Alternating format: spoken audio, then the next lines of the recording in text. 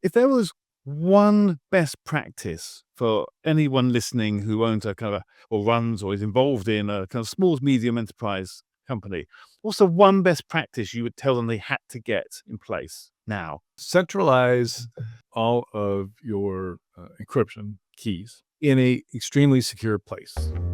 Welcome to Trust.ID Talk, where staying informed means staying secure. Hello, and welcome to another episode of Trust.ID Talk. I'm your host, Steve Hall, and today I'm joined by Richard Stiennon, Chief Research Analyst at IT Harvest. Hello, Richard, and welcome to Trust.ID Talk. Hey, Steve, thank you very much. You're welcome. So, Richard, we'd like to start off by getting to know a little bit more about our guests and how they started in PKI or evolved. So, a quick background summary. How did you come to work in the industry, and kind of what's your general involvement with PKI? Yeah, so I was doing a startup way back in 1992, a ISP, and that turned into joining another ISP that was specifically involved in security. And at one point, I had to give a lecture, so Okay. I had to come up with slides and make it as simple as possible, and I had all the envelopes, that you put keys in and all the rest of that stuff, Yeah. and described it to them. And then, somewhat later, I think I must have been at PwC when I went to Trust training up in Ottawa and took the 3-day course in their PKI and certificate server solutions and got the tour. And so that kind of gave me that early exposure. At PwC, I got involved in evaluating encryption schemes, wrote the EAL4 requirements for certificate proposal statements.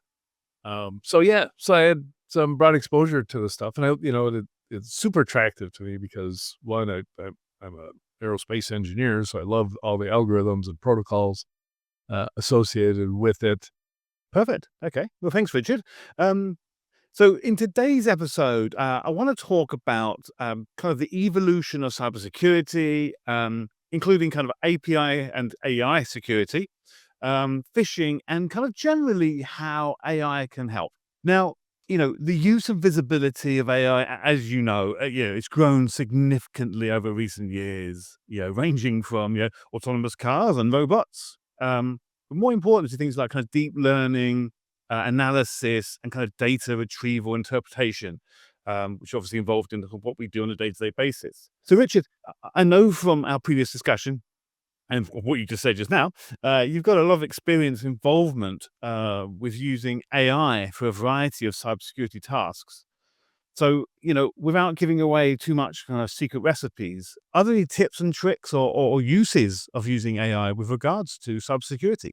Yeah, you mentioned deep learning, and I think back to even 20 years ago when vendors were saying they're using AI, but what they're really doing was machine learning, which is kind of statistical processing of a large body of data and trying to predict either changes from that body of data or matching algorithmically to stuff. And it's just not what we think of as AI today. Everything changed November 30th, 2022, when OpenAI released the ChatGPT, and all of a sudden we all got it at once. It was the fastest instant of humanity getting something new so fast, right? I think they had 100 million users of OpenAI within 10 days, right? Fastest adoption curve in history. So it changed everything, and also many vendors and people in the security space started immediately trying to think of how they could apply this to their day-to-day tasks. And just gives you an expert analysis without having to go in there and, use the brain power, your own brain power, to figure out date and timestamps and all the rest of that stuff. So if you just think about that process, which is completely manual, think about a SOC analyst or a threat hunter, having a bunch of stuff. He or she might have that phishing email that started it, and they might just cut and paste it and drop it into a large language model and ask it for the analysis. And it says, oh, definitely phishing, definitely coming from this URL.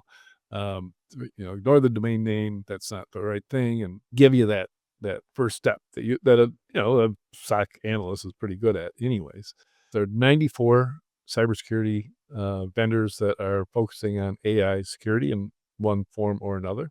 And about 30% of those are looking at SOC automation, I call it, right? So they're going to create agents that can replace at least level 1 analysts. I've talked to people who have model agents for level 2 analysis as well. And, the goal, of course, is to, have an agent that will work 24/7 and doesn't have to take lunch breaks and can help extend your SOC operations. Maybe you've got a core team and you tend to go home at night. Now you've got somebody watching the back door all day, every day. That'd be pretty cool development. And of course, the other AI security solutions are mostly focused on the compliance, because there's EU regulations for using AI, but also applying guardrails to keep your employees from misusing AI, or you are misusing it because you could be uploading personally identifiable information or private corporate information. You could be putting that in the AI and you might not want that to happen. So super vibrant space. I mean, 94 companies in less than 18 months. Very, very impressive. Yeah. And this actually just on that point, so you mentioned compliance a second ago. Even organizations now that are allowing or disallowing particular AI, like ChatGPT, for example, is not always allowed for organizations. It might be other applications and tools. How do you find that compliance working with AI tools and organizations who are providing SOCs, for example, using AI? Do you think there's going to be a clash there? Do you think they might be dropped out at all? Or I think the benefits are going to so far outweigh the problems with compliance that I don't think compliance will get in the way. It'll adjust. It'll have to, because so far the things on the table, both proposed or enacted, are way too early. Just, the normal course of things is for, over time, a particular threat to develop into a consistent thing that you can identify, phishing, spam, you remember that. And then for either standards bodies to come up with a way to respond, so NIST might get involved, here's 10 things to do, or OWASP gets involved. And then finally, 10 years later, a regulatory body will say, hey, you should really be ISO this in order to do business in our country. And that's just the way it's always been. It's been a problem with regulations and that they're slow. But sometimes you can be way, way too fast. And that's the case now, right? We have no idea what the threat models are. If the threat models are, hey, just the bad guys using AI to create malware and their attacks and automate their attacks, well, regulations aren't going to do anything about that, right? They're already bad guys. They're going to break all the rules. But if it's restricting what enterprises can do in your region, then if this might be the secret to future success for all companies, then you're restricting your citizens from that future success. you've mentioned users a couple of times there. Us humble users, we obviously were a great benefit to the organizations we work for. That's why we work for them. But of course, we can also be a bit of a problem as well.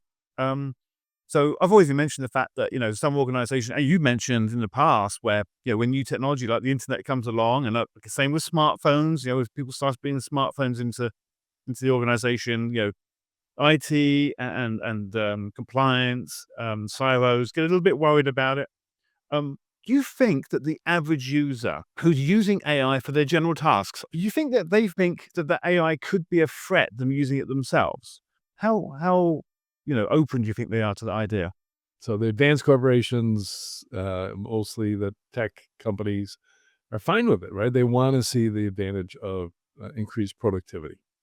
The late adapter kind of companies are just saying, you know what, we're just not going to use it. So there's a corporate ban on using and connecting to large language models. Even though, if you deal with OpenAI, you can require them to not store your information, right? Not train the next model on it, right? They've got a little toggle button. Any individual who wants to do that can go to the toggle button, same thing. So, Richard, when we're looking at kind of AI, specifically kind of the threats that it actually poses to an organization, looking at obviously specifically like kind of cybersecurity and PKI, what impact do you reckon it can have on the organizations, and what can they actually do about it? Yeah, and I think we're starting to see the early days of those threats materialize, and they are the fact that attackers are now empowered to use all the power of AI to do what they got to do. And just as AI is impacting software developers and 10xing their output, it's really, really having a phenomenal impact. Exact same things happening on the threat actor side, right? They're composing a perfect phishing email, right? That sounds legit, etc. And it might need a link that looks like the website that somebody expects. So it could go and help the attacker create that website. It could help obfuscate the DNS and maybe, somehow fake out the certificate that it shows at first glance. Could help you with all of that. So all that means is that AI is making all the things we do today even more important because attackers are going to get better and faster at it.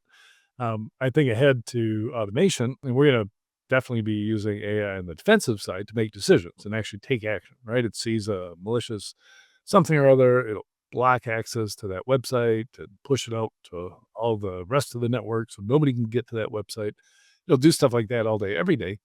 But the attackers are going to be automating their attacks. So now, what's the average over 90 days to discover an attack and treat it?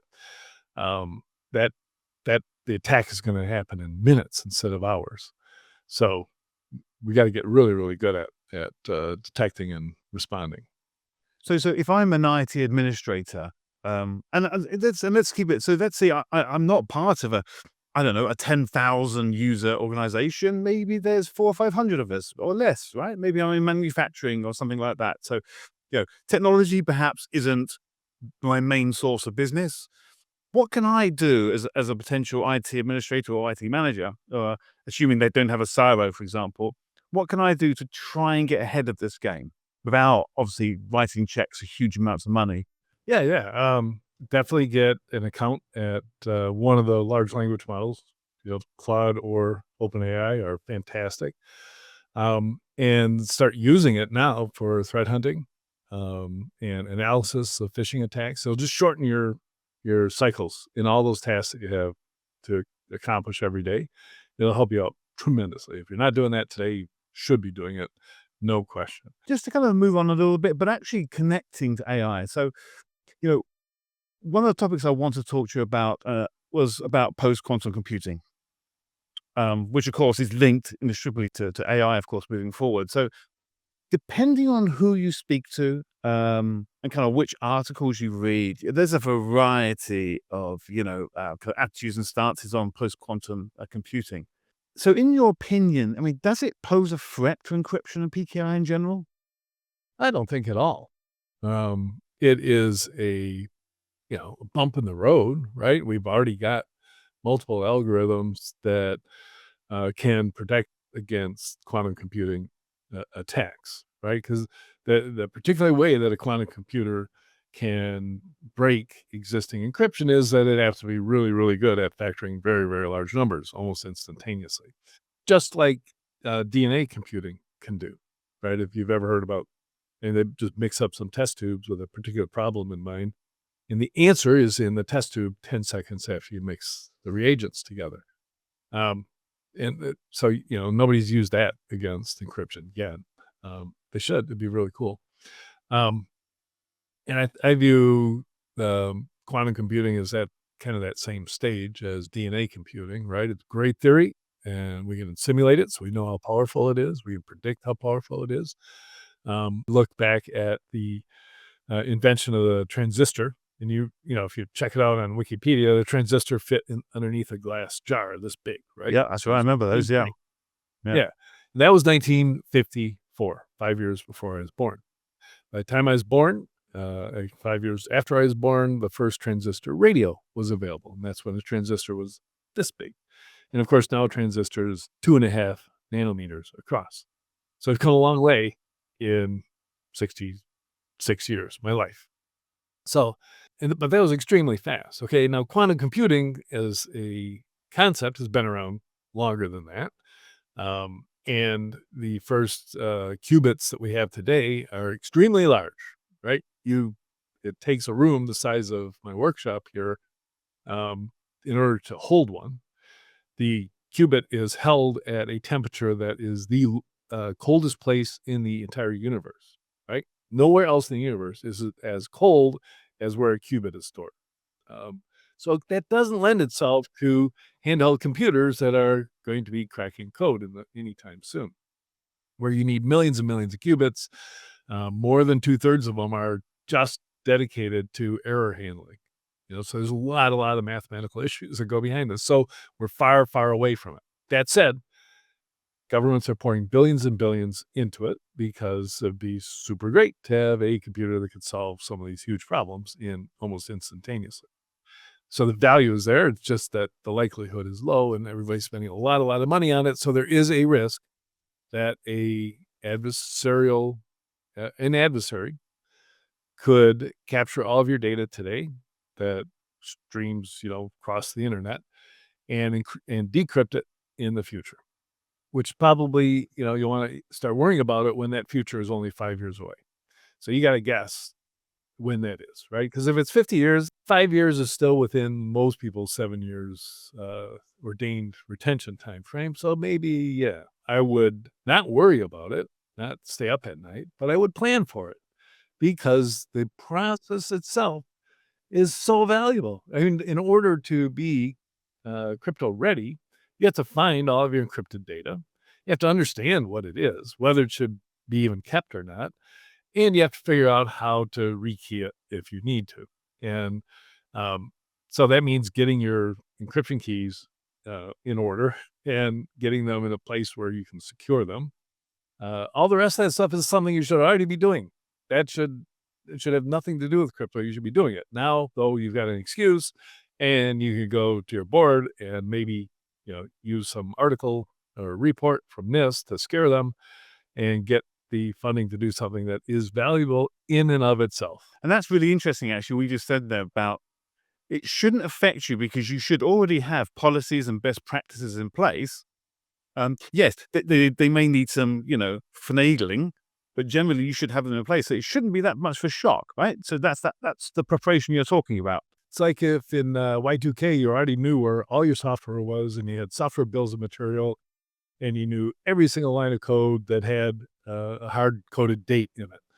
And then Y2K wouldn't have been a problem. You just go to that code and change the date, recompile. So just to kind of change the discussion a little bit. So, when we talk about cybersecurity and those best practices I just mentioned just now, and just PKI in general, there's that general emphasis on kind of intentional or that malicious threat to attack. So you were talking about earlier, right? So there's organizations or even governments or countries who are deliberately going out to attack an organization or individual or a set of data. And of course, I'm not going to say it's not valid because clearly it is. But, when we spoke before as well, often there are incidents where they can be attributed to kind of accidental misuse, poor practices, as I brought up, or maybe even that kind of complacency, such as not following the guidelines and not renewing certificates, for example, letting them expire, or maybe not even correctly provisioning or configuring them. Now, obviously, you must have come across this quite a lot in your past life. I mean, what are your thoughts or kind of ways around this? Is it changing the thought process of organizations?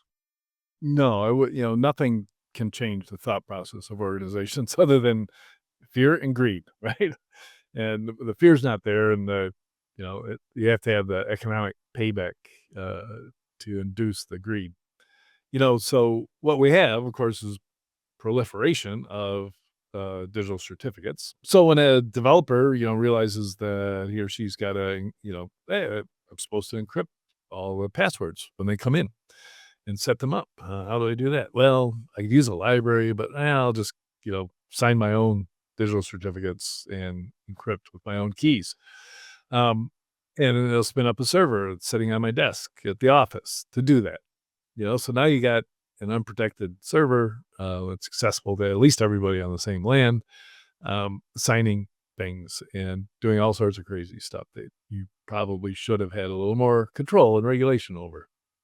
So that's rampant, right? It's all over inside organizations. That's why for a while there were, key discovery solutions. There still are, but they've been acquired. So they're bigger encryption companies. So you want to find where all those digital certificates are stored and created and signed, and just have a good knowledge of where they are, what encryption algorithms they were programmed to use in the first place. You probably have to update them at this point. Um, I sure hate I sure hate to think there aren't any single DES applications still being deployed, but why not, right? The breach disclosure laws, as originally constituted in California, required or allowed you an out if your data was encrypted. If you could show it was encrypted and yet it was breached and stolen, it's not as big a deal. So you wouldn't have to disclose to all of your customers that their data had been stolen if it had been encrypted. It didn't say what kind of encryption. So you could have used Rot 13 to just do a Caesar cipher on it. It keeps a casual person away. But only the very, very best encryption is good enough. Especially getting back to when we're talking about AI, and of course, in the future, if someone is retaining data that they feel might be useful in 5 or 7 days, a year's time, that they can then decrypt, for example, using post-quantum computing or something like that. Now, often I don't want to get into discussion about certificate lifecycle management, for example, or management tools. If there was one best practice for anyone listening who owns a kind of or runs or is involved in a kind of small to medium enterprise company, what's the one best practice you would tell them they had to get in place now? Oh, okay. Centralize all of your encryption keys in a extremely secure place. So get yourself a hardware security module, and put controls around it. So it takes 2 people to unlock it. So therefore the disgruntled admin that quits can't get into it and do whatever, because that person's boss would have to be present at the same time, and things like that. And then, have the backup and think really, really hard about what it means to have that level of security, because it means someday you're going to really, really need both people to have access to the hardware security module at the same time. So that speaks in favor of a physical device in a locked room. Just go through that whole process of what it takes in order to understand what we need to encrypt and how we're going to store the keys that we encrypt it with. It's one of those things where people often talk about tools and solutions, but it's actually that basic thing, isn't it? Look after the keys, make sure that people can't go in and access them on their own. And it's a bit, I guess it's when you watch the old James Bond films and there's 2 guys who have to put a key into a machine to turn something off, right? I mean, and you might think it's a joke, but actually, it makes perfect sense, doesn't it? Because otherwise someone can change something without them or of the organization knowing. And what's the point of having encryption in place if it can be broken so easily, right? From inside. Those methodologies are so good that for decades, our Titan nuclear missiles buried underground required access from the 2 people, manning the station at the time, to both simultaneously enter their passcodes and twist their keys. And that was good enough. Their passcodes for all those years were 9 zeros. So everybody knew the passcodes. You didn't have any worries about key management at all. Just tell the next guy. But you had to be a certain distance apart, right? So you couldn't do it yourself.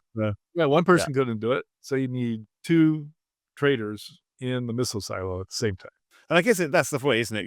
You've got to think about all these fancy solutions and tools are available, different kinds of certificates. But at the end of the day, if you can't look after the very basic foundations of encryption PKI, then it's going to fall flat.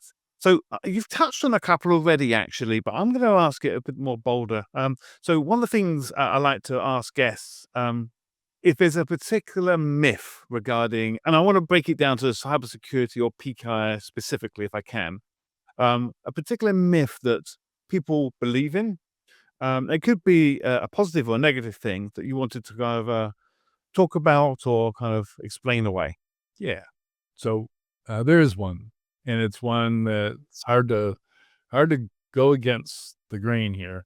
And the myth is that you should patch immediately. So how often have we heard, either U.S. CERT for the last 20 years or CISA in the last 4 years saying this is a critical vulnerability, you should patch immediately. The trouble with that is it builds this mindset to set up systems that just accept all updates from vendors and installs them, which that's great, except that you can't trust the vendors to send you good updates because they're either been hacked and the hackers have gotten in and changed stuff, or it's a mistake like the CrowdStrike problem last summer. We feel that it's safe because it was signed by Microsoft. This is a signed Microsoft update. It could not be tampered with. Well, go research Flame, right, where they spoofed a Microsoft update. That was probably the holy grail of attacks, to actually convince a computer that was receiving an update from Microsoft and install a backdoor. Yeah, that's amazing, Matt. Yeah. So it's a well-known attack methodology, super well-known. So you should not trust updates. So, and the simple answer is, what do you do? Simple answer is don't update. Just wait. Wait 24 hours. Wait. That would have saved Delta Airlines a lot of pain last summer when all their systems went down. Wait a week. It's probably not that critical. Make sure that if it's super critical, right, and there's worms spreading all over the internet, make sure those systems aren't reachable with that particular exploit. Sorry to stop you. I just thought, actually, while you're talking then, one of the things is, obviously over the last, 10 years in particular, a lot of software now, obviously, isn't installed, right? It's not on disks. It's not on floppy disks anymore, right? It's SaaS. Just before I kind of wrap up today's chat, I want to know what's and you got to choose one, by the way, so you can't give me 4 or 5. What's your favorite technology or app that you use right now and why? I'm going to cheat by telling you it's not my digital piano, but that is something I use more than anything else. Yeah, it's definitely GPT 4.5. It's incredible. It's making me into a genius. Because you can ask questions and solve problems almost instantly that you wouldn't be able to use if you use your brain, right? I mean, that's the whole beauty of it. Yeah, and it'll do things that you could do, right? It's just that you've got so much resistance in your brain saying, don't do this. I don't really want to focus that hard. I don't want to lay out in order a thoughtful 5-step process, right? Come on. What if I miss something? You ask it for, how should I write a report on X? And it'll just lay it all out. It'll include absolutely everything you have to include in your report. That's cool, right? Yeah. Use the technology to its advantage. So, sadly, I mean, that's all we've got time for today, Richard. I'd like to thank you for taking the time, your very busy schedule, to join us today. And of course, for those who are listening, this has been a Trusted Talk, and please look out for the next session soon. Thanks very much. Thanks, Richard. Thank you for tuning into Trusted Talk, the digital certificate and identity security podcast. Today's episode wasn't just about information, it was about arming you with the knowledge to make critical security decisions immediately. If this episode gave you practical takeaways, don't wait. Subscribe to Trusted Talk on your favorite podcast platform and consider leaving a review to help other security professionals discover these essential insights. For even more urgent resources, like regulatory updates and automation tools, head over to GlobalSign.com. Join us next time as we tackle another pressing topic in digital identity and crypto agility. Until then, stay proactive, stay secure, and thank you for listening.